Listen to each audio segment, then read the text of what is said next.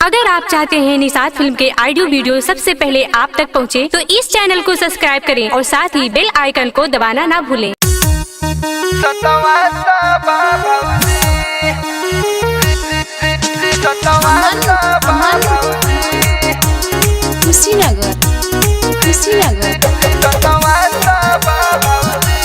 गरिमा recording studio Boisar.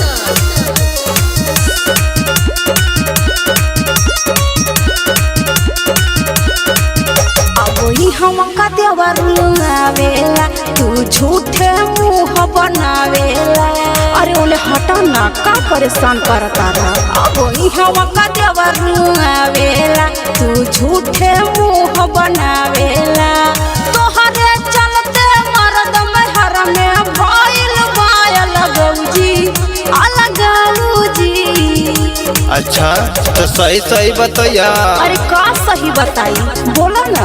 तो बाटे यार के दी हल की लइका सतवा साबा भौजी। अरे बाटे यार के दी हल की लइका सतवा साबा भौजी। अरे मार खइबा ना। अमन कुशीनगर सतवा साबा भौजी। गरिमा रिकॉर्डिंग स्टूडियो बोईसर।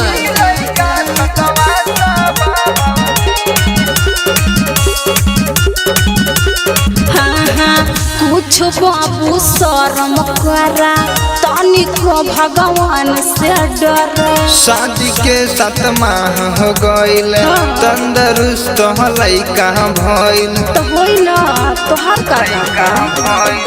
कुछ बाबू शर्म करा, तनिको भगवान से डर।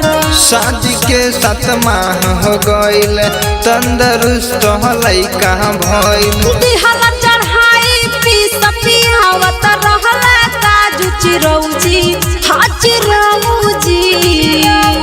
हर तमाम जानत रहले। तो बाटे यार के दी हल की लइका सतवा साबा भौजी। बाटे यार के दी हल की लइका सतवा साबा भौजी। चुप रहा। अमन गरिमा रिकॉर्डिंग स्टूडियो बोईसर। जिंदगी में आग लगवला, ऐसन काके का तू पवला। दूसरा संगे लुटलू लहर, भैया ना हमें होत बा सोहर। अरे जनैबा का सबके, तनी चुप रहा। जिंदगी में आग लगवला, ऐसन काके का तू पवला। दूसरा संग लुटलू लहर, भैया ना में होत बा सोहर। सबसे निक राहुल रागी चंद्रसेन देवरवा फौजी। हाँ फौजी। सच्चाई वो लोग कहे तो खराब हो जाइए। तो बाटे यार के दी हल की लइका सतवा साबा भौजी। बाटे यार के दी हल की लइका सतवा साबा भौजी। हम का देवरुआवेला तू झूठे मुंह बनावेला। तोहरे चलते मर्द महर में भइल बायल गौजी अलगौजी। अच्छा तो सही सही बतैया। अरे का सही बताई, बोला ना। तो बाटे यार के दी हल की लइका सतवा साबा भौजी।